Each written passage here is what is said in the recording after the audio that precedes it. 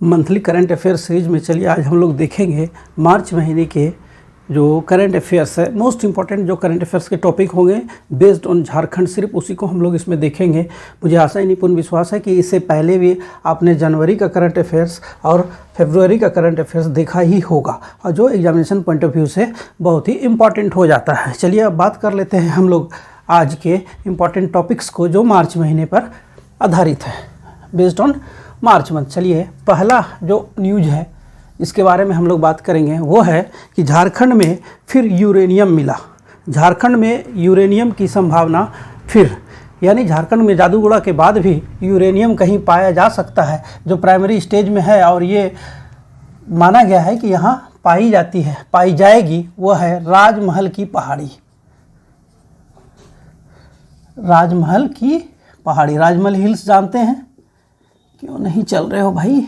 राजमहल की पहाड़ी, इसमें क्या है देखिए कि राजमहल की पहाड़ी में पाया जाता है बेंटोनाइट। आप जानते हैं बेंटोनाइट, निश्चित रूप से आप जानते होंगे। बेंटोनाइट के बारे में सवाल 6 जेपीसी प्रीलिम्स में पूछा गया था कि बेंटोनाइट सबसे ज़्यादा किस जिला में पाया जाता है, तो राजमहल की पहाड़ी में ये साहेबगंज जिला में पाया जाता है। ये पूछा गया 6 जेपीएससी। अब आप सोच रहे हैं कि मैं बार बार ये नहीं बताता हूँ कि कौन सा एग्जाम में क्या पूछा गया, मैं इसीलिए नहीं बताता हूँ कि आप स्टडी कर रहे हैं तो आप दिमाग पे जोर डालिए, सेट बनाइए, प्रीवियस ईयर क्वेश्चन बनाइए, आपको पता चलेगा कि मैं जो बता रहा हूँ क्या वो एग्जामिनेशन में आया है या नहीं आया। तब आपको पता इंपॉर्टेंस पता चलेगा कि झारखंड पीडिया आपको क्या दे रहा है।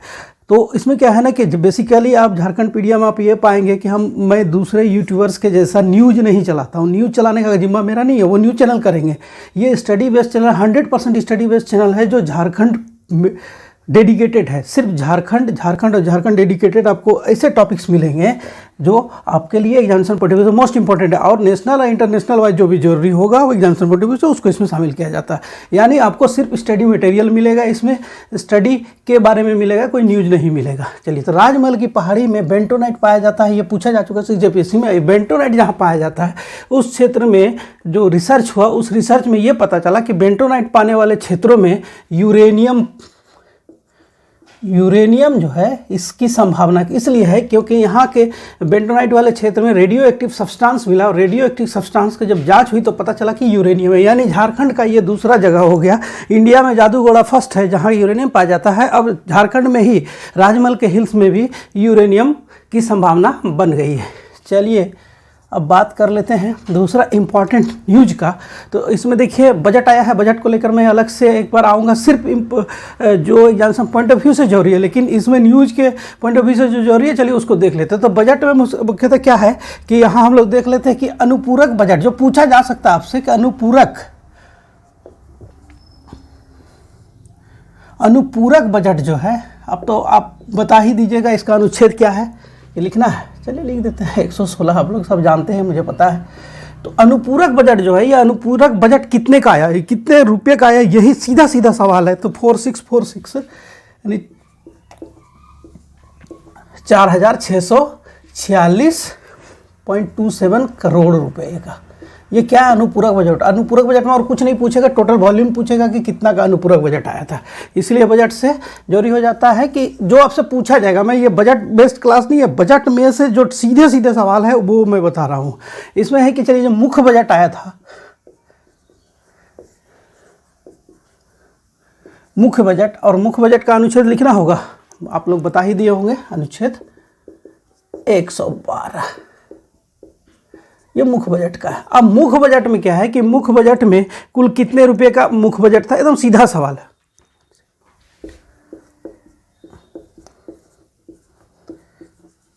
ये क्या हो गया, 1,16,418 करोड़ का मुख्य बजट। ये मुख्य बजट जो है, मुख्य बजट में क्या है कि जो सीधा सवाल पूछता मैं सिर्फ वही शामिल कर रहा हूँ। मैं ये बजट का क्लास नहीं है, ये करंट अफेयर्स का क्लास है जो मंथ मार्च है उस पर बेस्ड है। तो इसमें चलिए क्या देख लेते हैं। इसमें है कि टॉप 3 जहाँ खर्च, टॉप 3 खर्च ये भी पूछा जाता है। टॉप 3 खर्च, तो उसमें सबसे पहले हो गया ग्रामीण विकास विभाग को मिला है 7,900 करोड़। इसी तरह बी में है ऊर्जा को मिला है 7,700 करोड़।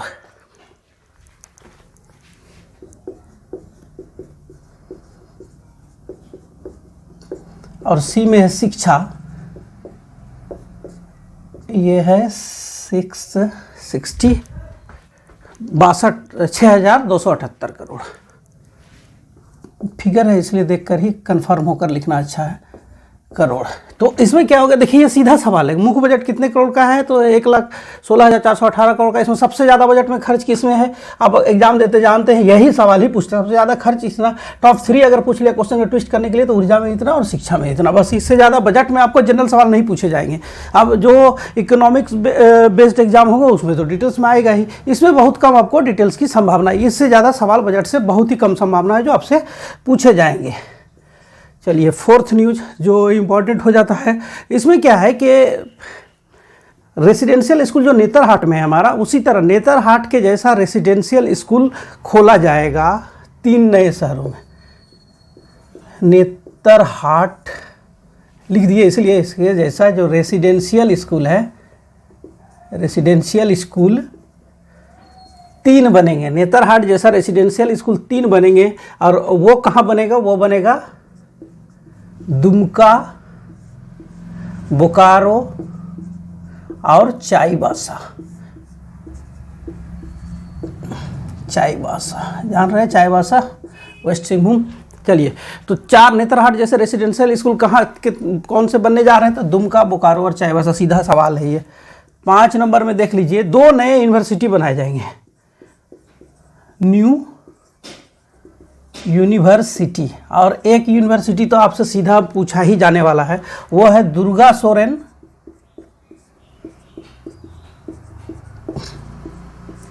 विश्वविद्यालय, और ये बनेगा देवघर में। और दूसरा है जैन यूनिवर्सिटी, जैन विश्वविद्यालय। चलिए, जैन विश्वविद्यालय, ये 2 नए यूनिवर्सिटी बनने वाले हैं। अब चलिए आगे बढ़ते हैं। अब देखिए इसमें क्या है ना कि अगर स्पोर्ट्स की बात कर ले, कुछ स्पोर्ट्स का स्पोर्टिंग इवेंट ऐसा हुआ है ना इस बार मार्च महीने में, जो एकदम मोस्ट इंपॉर्टेंट है और आपसे पूछा ही जाने वाला। बस आप समझिए कि ये क्वेश्चन आपको एग्जामिनेशन में दिखने ही वाला है। तो क्या है उसमें, तो सबसे पहले देख लीजिए कि पहली बार जूनियर ईस्ट जोन हॉकी प्रतियोगिता, पहली बार है ये junior east zone hockey, junior east zone hockey पहली बार हुआ आयोजन इसका, पहली बार। और जो आयोजन स्थल था, आयोजन स्थल खूंटी, खूंटी में नया बना है एस्ट्रोटर्फ स्टेडियम, उसमें हुआ है ये junior east zone hockey stadium. पहली बार कहाँ आयोजन हुआ, खूंटी। पहला सवाल तो यही हो गया। यहाँ पे एक नया एस्ट्रोटर्फ स्टेडियम बना है वो। अब इसमें क्या है कि इसमें जो चैंपियन बना, ये और इंटरेस्टिंग हो जाता है। चैंपियन अगर पुरुष की बात करें, पुरुष चैंपियन झारखंड किसको हराकर बना, उड़ीसा को, ओडिशा। ये एक मोस्ट इंपॉर्टेंट सवाल हो गया, ये भी थोड़ा सा ट्विस्ट करने के लिए बोले किसको हराकर बना, उड़ीसा को। यही महिला के अगर बात कर लें तो महिला में भी चैंपियन झारखंड,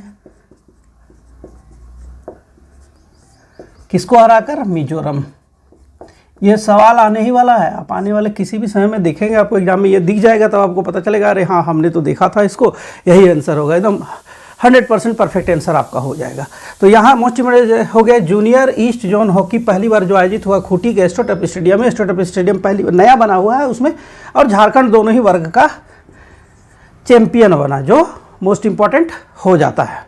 अब चलिए इसमें क्या है, जब हॉकी की बात कर रहे हैं तो आप जान रहे हैं रिसेंटली हॉकी इंडिया द्वारा हॉकी का upcoming player of the year बनाया गया। हॉकी का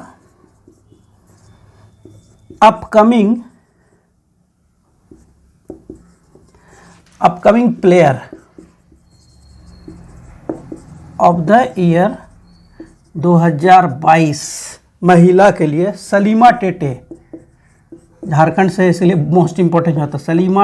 सलीमा टेटे को 2022 में हॉकी इंडिया का upcoming player of the year घोषित किया गया। मोस्ट इंपॉर्टेंट सवाल बन गया। और फिर सलीमा टेटे को ही एशिया एथलेटिक का ब्रांड एम्बेसडर बनाया गया। Asian athletics brand ambassador, ambassador, हाँ। तो एशियन एथलेटिक ब्रांड एम्बेसडर किसको किया गया? फिर से सलीमा टेटे। ये अब आपको लग रहा होगा ये सवाल आपको बहुत जल्दी एग्जामिनेशन में मिलने वाला है। सलीमा टेटे, इसलिए ध्यान से देख लें। सलीमा टेटे, थोड़ा सा समय लगेगा लेकिन आपका मार्च 2023 कंप्लीट हो जाएगा आपका। चलिए, स्पोर्टिंग इवेंट में एक और आ जा रहा है। अभी रांची में हुआ है कोल इंडिया फुल मैराथन। इसमें क्या है ना, सीधे सीधे पहले तो कोल इंडिया फुल मैराथन कहाँ हुआ है, चैंपियन कौन बना, ये सब सीधा सीधा सवाल है। कोल इंडिया फुल मैराथन, ये कोल इंडिया फुल मैराथन जो है इसका आयोजन हुआ कहाँ? रांची में। और इसमें जो चैंपियन बना, ये दोनों देख लीजिए, चैंपियन कौन बना? तो चैंपियन पुरुष, इसका जो चैंपियन बना ना पुरुष, तो झारखंड के ही बना। झारखंड का कौन बना? अर्जुन टुडू।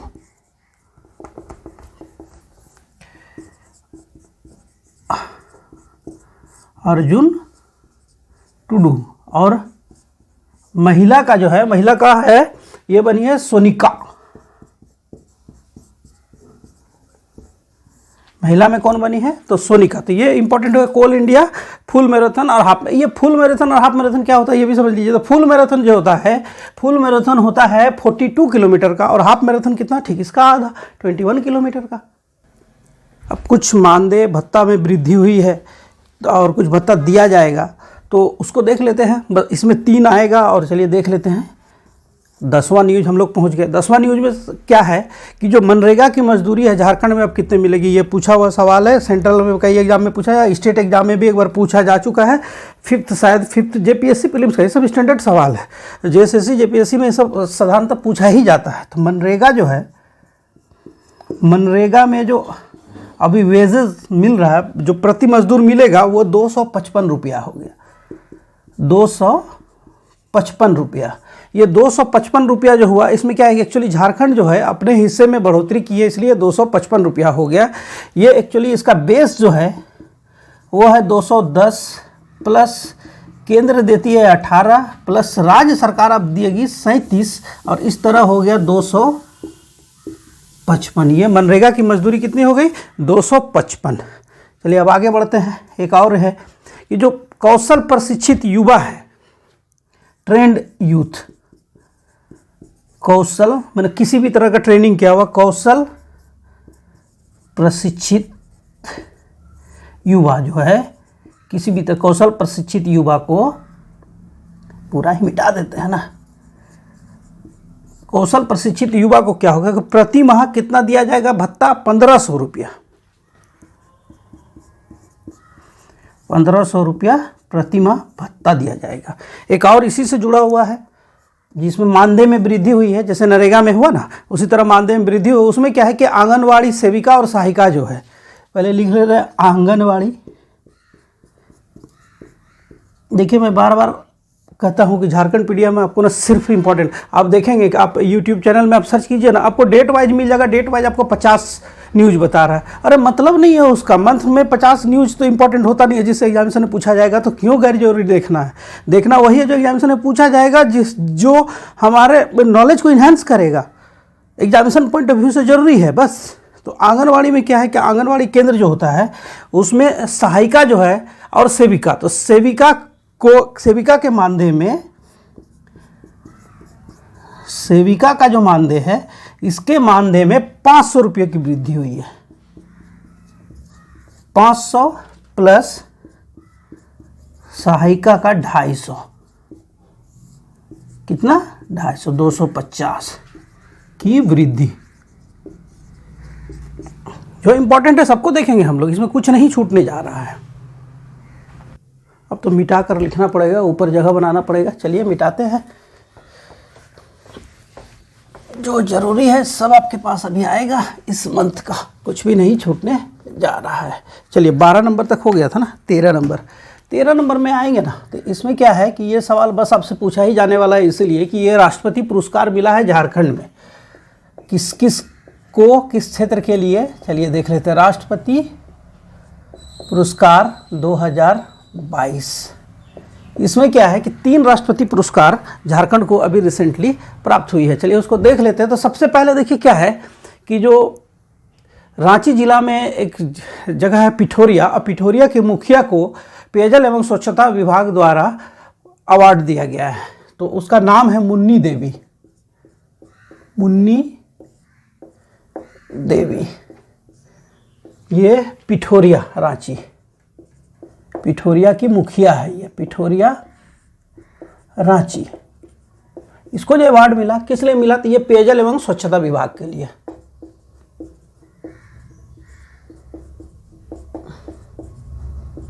स्वच्छता विभाग का सर्वश्रेष्ठ प्रदर्शन करने के लिए पिठोरिया के मुखिया को ये अवार्ड दिया गया। अब चलिए आगे बढ़ते हैं। राष्ट्रपति पुरस्कार में मैंने कहा था कि 3 देखेंगे हम लोग, तो ए हो गया। अब बी जो देखते हैं, बी है कि सिंगल यूज प्लास्टिक फ्री गांव झारखंड का। ये तो सीधे सीधे सवाल हो गया ना कि single use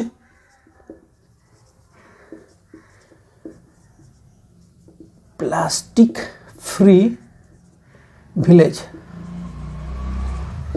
single use plastic free village. हाँ, ये कौन सा हो गया? तो ये जो हो गया, ये प्लास्टिक फ्री गांव है अरकोसा। अरकोसा गांव का नाम अरकोसा, ये वार्ड पड़ता है मरकच्चो, हो गया ये कोडरमा। अब आप सोचेंगे कि इसके लिए अवार्ड किसको दिया गया, तो बता दे रहे हैं। इसका जो अवार्ड मिला वो मिला मरकच्चो के वार्ड मेंबर पूजा देवी को। मरकच्चो के वार्ड मेंबर पूजा देवी को मिला सिंगल यूज प्लास्टिक फ्री गांव का अवार्ड। और ये गांव कौन सा है? तो अरकोसा। चलिए एक और अवार्ड जो मिला है उसको भी देख लेते हैं। तो उसमें है catch the rain. Catch the rain का मतलब क्या हो गया कि जो वाटर हार्वेस्टिंग में बेस्ट परफॉर्मेंस कर रहा है उसको ये अवार्ड मिला है। तो कैच द रेन अवार्ड के लिए पार्वती देवी को मिला है ये अवार्ड। पार्वती देवी, इसको अवार्ड मिला वाटर हार्वेस्टिंग के लिए। कैच द रेन जो प्रोसेस चल रहा है योजना, उसके तहत मिला है ये कजटाड कोडरमा के, कजटांड कोडरमा। ये पार्वती देवी को मिला कैच द रेन के लिए, और ये है कजटाड कोडरमा से, और ये कोडरमा पंचायत समिति के सदस्य। पार्वती देवी जो है कोडरमा पंचायत समिति के सदस्य है। इसको मिला वाटर हार्वेस्टिंग प्रोग्राम का नाम catch the rain. Most important बन गया ये सारा का सारा न्यूज़। चलिए फिर मिटाते हैं, जगह बनाते जाएंगे। अगर आप देख रहे हैं सिर्फ ठीक है, अगर नोट भी कर सकते हैं, इसीलिए मैं इसको जो भी इम्पोर्टेंट है उस तरीके से बता दे रहा हूँ। चलिए अब आगे बढ़ते हैं। 13 नंबर पहुँच गया। अब 14, ये जो अवार्ड वाला था वो फिर चलिए 14, अभी टॉप 14 न्यूज़ में पहुँच चुके हैं हम लोग। इसमें क्या है कि कमेटी बनी है, 2 कमेटी बनी है, और दोनों के अध्यक्ष, दोनों एक सदस्यीय कमेटी, और दोनों के अध्यक्ष हैं झारखंड के प्रथम chief justice Vinod Kumar Gupta. Committee लिख दे रहे हैं, विनोद कुमार गुप्ता, एक सदस्यीय, एक सदस्य कमेटी है ये विनोद कुमार गुप्ता के अध्यक्षता में, और 2 काम के लिए बनी है कमेटी। अब ऐसे भी विनोद कुमार गुप्ता कमेटी की बात आई तो आप तो सीधे सीधे हो गया कि जो झारखंड के साहेबगंज जिले में एक एसआई रूपा तिर्की की जो हत्या हुई थी या फिर आत्महत्या की थी, इसकी जांच करने के लिए इसी विनोद कुमार गुप्ता के अध्यक्षता में कमेटी बनी थी। लेकिन ये अब नया कमेटी बनी है, इसलिए जान लीजिए, क्योंकि कन्फ्यूजन क्रिएट हो सकता है कि किस काम के लिए कमेटी बनी थी, तो इसलिए जान लीजिए। तो विनोद कुमार गुप्ता के लिए जो कमेटी बनी, उसमें एक जो कमेटी बनी है, एक बनी है जो सीएमओ के जो सचिव थे राजीव अरुण का, उनके ऊपर जो भ्रष्टाचार का आरोप लगा है उसके जांच के लिए, यानी सीएमओ सचिव राजीव अरुण एक्का पर जो आरोप लगा है उसके जांच हेतु एक हो गया। और दूसरा क्या है कि रेलवे में जो माइनिंग की अवैध ढुलाई हो रही है उसकी जांच के लिए, यानी ये पाला केंद्र के ऊपर थोपा जा रहा है, रेल रेलवे में अवैध खनिजों की ढुलाई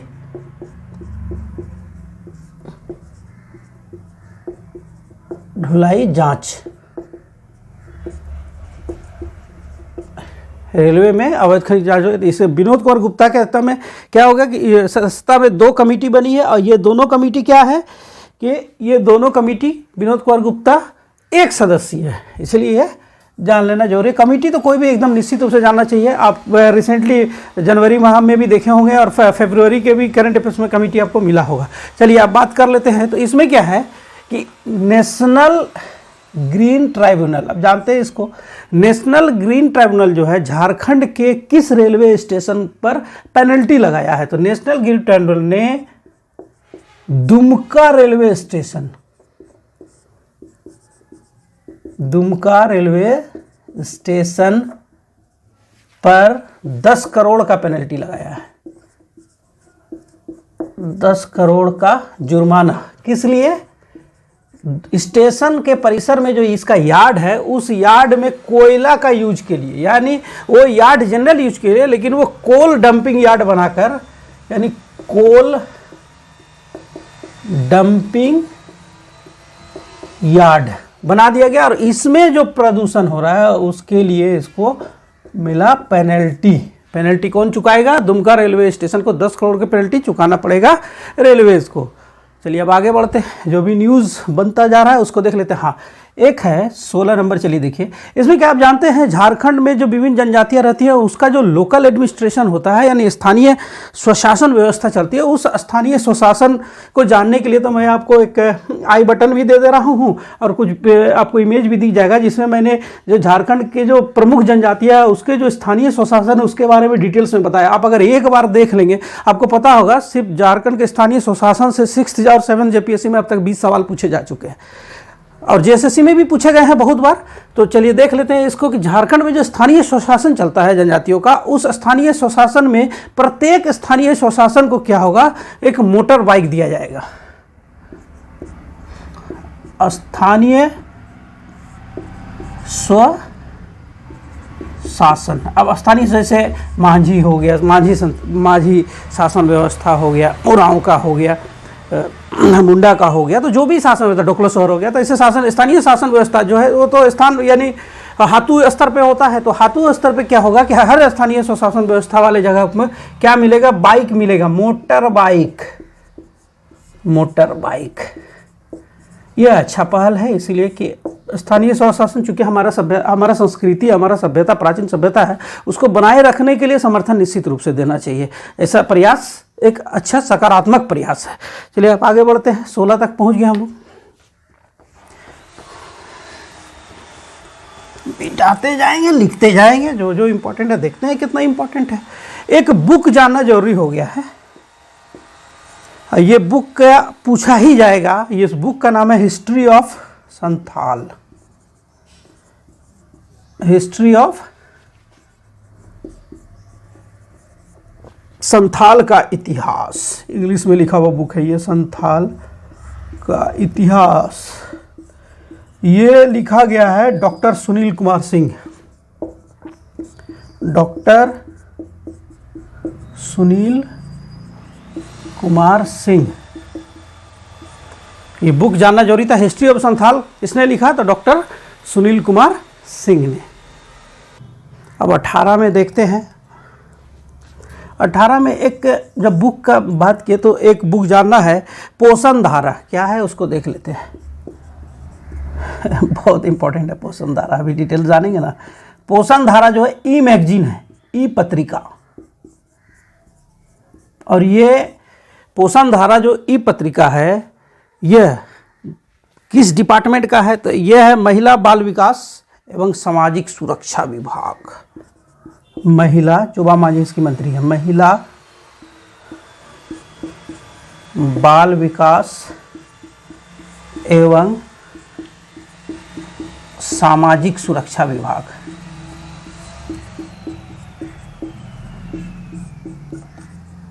ये जो डिपार्टमेंट है, ये महिला बाल विकास एवं सामाजिक सुरक्षा विभाग, शोभा मांझी इसकी मिनिस्टर है। इस विभाग के द्वारा झारखंड गठन के बाद पहली बार एक ई पत्रिका निकाला गया और उस पत्रिका का नाम है पोषण धारा। मोस्ट इंपॉर्टेंट बन जाता है ये। अब चलिए आगे बढ़ते हैं, मिटाना पड़ेगा। झारखंड की जो CID है, criminal investigation department, state police का सब्जेक्ट है ये CID। अब जानते हैं ये किसका, तो राज्य पुलिस की, झारखंड पुलिस। जैसे राज्य की बात अब हो गई तो ये झारखंड पुलिस की बात हो गई। ये झारखंड पुलिस की एक इन्वेस्टिगेशन इकाई है जिसका नाम है CID, क्रिमिनल इन्वेस्टिगेशन डिपार्टमेंट। और ये झारखंड पुलिस का जो CID है, अब ये झारखंड पुलिस की CID काम करेगी CBI के जैसी, CBI जैसी TCH हाईटेक बनेगी। अब CBI जैसा स्किल कैसे आएगा नहीं पता है, कितने टेक्निकल वैसे होंगे और से पुलिस डिपार्टमेंट में ऐसे लोगों को लिया जाता है या नहीं लिया जाता है, ये एक इंटरेस्टिंग सब्जेक्ट है, हम सभी को पता है। तो अब क्या है कि CID जो है CBI जैसा हाईटेक बनेगी। अब कैसे बनेगी सरकार सोच रही है, लेकिन निर्णय हो चुका है। चलिए देख लेते हैं 20वां न्यूज। 20 न्यूज में जो 20वां न्यूज है वो है फ्री से जुड़ा हुआ है। जो फ्रीवीज होता है ना, फ्री दिया जा रहा है सरकार द्वारा क्या, तो चलिए उसको देख लेते हैं।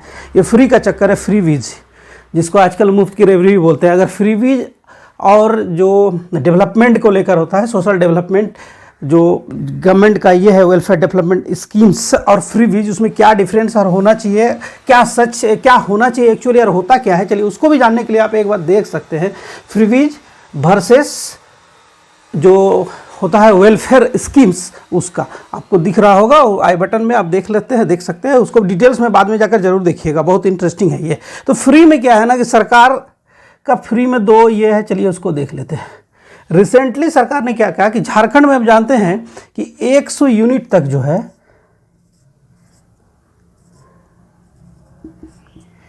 100 यूनिट जो है बिजली फ्री है। 100 यूनिट तक बिजली फ्री दी जा रही है। अब यहाँ भी कंडीशन अप्लाई होता है। अब जिसका 100 यूनिट से अधिक है और 300 यूनिट तक है, तो इसको क्या है, इसको सब्सिडी मिलता है 50%। 300 यूनिट वाले को मिलता है सब्सिडी। 100 यूनिट हो गया कंप्लीट फ्री, 300 यूनिट सब्सिडी, और 300 प्लस जैसे हो गए, ये हो गया सब्सिडी फ्री, सब्सिडी खत्म, यानी यहाँ हो गया फुल पेमेंट करना होगा, फुल पेमेंट। ये क्या है कि 100 यूनिट तक फ्री है, इसके बाद 300 यूनिट तक फ्री है, और यहाँ 300 यूनिट प्लस 1 भी यूनिट हो गया तो आपका फुल पेमेंट करना होगा। इसी तरह ये बिजली के लिए हो गया। अब पानी के लिए क्या है, पानी के लिए भी है स्कीम, चलिए देख लेते हैं। ये 5000 लीटर जो है, 5000 लीटर फ्री, 5000 लीटर प्लस 1 अगर हो गया, 5000 लीटर प्लस कुछ भी हो गया प्लस लीटर, तो यहाँ हो गया फुल पेमेंट। ये है झारखंड में फ्री वाला स्कीम, जिसको जान लेना जरूरी है। अब चलिए आगे बढ़ते हैं, फिर से ऊपर से मिटाना शुरू करेंगे। अब कुछ ही बचा है, चलिए देख लेते हैं क्विकली इसको। पहले इसको हटाते हैं। देखिए आपको बहुत सारा मिल जाएगा डिटेल्स में बताने के लिए, लेकिन केवल इम्पोर्टेंट को सेलेक्ट कर इस तरह डिटेल्स में बताना बहुत कम मिलेगा। वो सिर्फ न्यूज़ को पढ़ देने से नहीं होता है, समझ में आना चाहिए। थोड़ा सा समय देते हैं वो आपके लिए, आपका ये आपके इन्फॉर्मेशन को इन्हेंस करने के साथ आपके लिए हमेशा साथ में जुड़ जाएगा ये नॉलेज। तो यही ऐसा नॉलेज है जो आपके एग्जामिनेशन में सीधे आपको धोखा नहीं देगा, आपको याद नहीं करना है, क्योंकि आपके कॉन्सेप्ट में चला गया है, इसलिए आप इमीडिएटली इसको अटेम्प्ट लेंगे और वो सही होगा। आप जानते हैं झारखंड में जो निजी क्षेत्र है, जो काम करने का निजी क्षेत्र, उसमें 75% झारखंड वाले के लिए रिजर्व किया गया है। अब इसके लिए 75% निजी क्षेत्र के लिए जो आरक्षित सीट है, इसके लिए क्या किया गया कि पोर्टल बनाया गया। वो पोर्टल है झार नियोजन पोर्टल, झार नियोजन पोर्टल। एक्चुअली क्या है ना कि झारखंड में अगर देखें तो 2017 से ही रेगुलर एग्जाम नहीं हो रही है। इस दौरान 1-2 जेपीएससी है, या फिर वो बहुत ही कम सीट के लिए वो 10-20 सीट वाला एग्जाम हुआ, वो भी 2-3 काउंट अगर करें पिछले 5-6 साल से। तो एग्जामिनेशन नहीं होने के कारण सवाल तो बहुत सारे हो गए। अब देखिए क्या है कि चूँकि झारखंड जो करेंट गवर्नमेंट है, ये भी अभी तक नियोजन स्पष्ट नहीं कर पाई है। तो इसमें क्या है ना कि अब झारखंड सरकार जब अगर एग्जामिनेशन लेने का फैसला किया और JSSC JPSC एग्जामिनेशन लेगी, तो क्या होगा कि झारखंड के उन स्कीम्स को जो लोक लुभावन हो, विशेषकर यूथ के लिए, चूंकि यूथ एग्जामिनेशन को अटेम्प्ट लेते हैं, यूथ के लिए जो इंपॉर्टेंट होगा ना वो सब सवाल सीधे सीधे पूछे जाएंगे। जैसे झार नियोजन पोर्टल आपसे पूछना ही है, क्योंकि ये सवाल सिर्फ नहीं है, ये आपका नॉलेज भी टेस्ट हो रहा है, साथ में सर यूथ के बीच मैसेज भी जा रहा है कि गवर्नमेंट ऐसा कर रही है, इसलिए इस तरह के सवाल आपसे पूछे ही जाएंगे। चलिए अब आगे बढ़ते हैं 22वां। तो इसमें क्या है कि झारखंड में डबल डेकर एलिवेटेड रोड का शिलान्यास हुआ। अब वो कहाँ हुआ? एकमात्र झारखंड में। चलिए पहले लिख लेते हैं, डबल डेकर एलिवेटेड रोड, इसका जो शिलान्यास हुआ ये हुआ जमशेदपुर में। जब तक मैं लिख रहा हूं आप दिमाग में जोर दीजिए और बताइए झारखंड में कहाँ डबल डेकर ट्रेन चलती है। जवाब मिल गया होगा आपको, इसका शिलान्यास हुआ है। जी हाँ, धनबाद में, हावड़ा से धनबाद के बीच डबल डेकर ट्रेन चलती है। चलिए 23वां 23। अब चलिए क्या है, झारखंड में पहली बार एक बोर्ड का गठन होगा। वो बोर्ड का नाम क्या है? State ground board. ये क्या है कि जो भूमि का जल स्तर जो है, जो पीने वाला पानी है, उसका जल स्तर बहुत तेजी से नीचे की ओर जा रहा है, उसको कैसे संरक्षित किया जाए उसके लिए बनेगा स्टेट ग्राउंड बोर्ड। ये भू जल स्तर जो नीचे गिर रहा है उसको, इसके लिए भू जल स्तर जो है नीचे जा रहा है, भू जल स्तर के, इसके लिए कब पहली बार होगा ये पहली बार झारखंड बनने के बाद पहली बार ये बोर्ड का गठन होगा, स्टेट ग्राउंड बोर्ड। ठीक है, चलिए एक और बोर्ड इंपॉर्टेंट हो जाता है, इसको देख लेते हैं। इसमें क्या है देखिए कि जो हाइड्रोजन मिशन के लिए, हाइड्रोजन मिशन टास्क फोर्स पहली बार, जो भी बता रहा हूं बहुत ही इंपॉर्टेंट है। Hydrogen mission task force, hydrogen mission task force के लिए कमेटी बनी है, कमेटी है A.K. रस्तोगी के अध्यक्षता में। अब आप खुद बताइए, सवाल आपसे पूछे जाएंगे कि नहीं? अध्यक्ष पहली बार हो रहा है वो भी, इसीलिए पहली बार, इसको भी लिख देते हैं पहली बार। चलिए अब क्या है, अब चलिए देख लेते हैं 25वां न्यूज। इसमें क्या है देखिए, जो एंजल मैरिना तिर्की, पहले लिख देते हैं, इसके बाद आप लोग अब तक बता दिए होंगे कि ये कौन है। एंजल मरीना तिर्की, ठीक है। ये एंजल मरीना तिर्की कौन है? तो ये मिस यूनाइटेड नेशन अर्थ 2022, जिसका संबंध झारखंड से है। मिस यूनाइटेड नेशन अर्थ 2022 कौन बनी है? एंजल मरीना तिर्की, जिसका संबंध किससे? झारखंड से। इसका एक इमेज भी मैं डाल दे रहा हूं, देखिए सीएम से मिलने के लिए आई थी, दिख गया आपको? चलिए अंत एकदम लास्ट न्यूज क्या है, झारखंड राज्य सहकारी बैंक, झारखंड राज्य, झारखंड का कोऑपरेटिव बैंक हो गया, झारखंड राज्य सहकारी जो बैंक है, इसमें चुनाव हुआ और इसका अध्यक्ष चुना गया विभा सिंह, विभा सिंह अध्यक्ष बनी है इसका, ठीक है। अब आप गौर करेंगे, जो मैंने मार्च का जो इंपॉर्टेंट 26 न्यूज बताया, ये मोस्ट इंपॉर्टेंट है और सिर्फ मोस्ट इंपॉर्टेंट है, इसीलिए इसको शामिल किया गया है। ऐसे ये न्यूज की संख्या 200 हो सकती है, लेकिन जब वो आपके काम का ही नहीं है तो ऐसे न्यूज को इसमें शामिल करके कोई फ़ायदा नहीं है। इस तरह आप जो सीरीज देख रहे हैं, ये करंट अफेयर का सीरीज है, मंथली ये सीरीज में लेकर आता हूँ, हर मंथ के लास्ट डे को ये तैयार होता है और आपको first day of coming month को मिल जाएगा, यानी आपको ये 1 अप्रैल को आपको ये दिख जाएगा। Thank you for watching.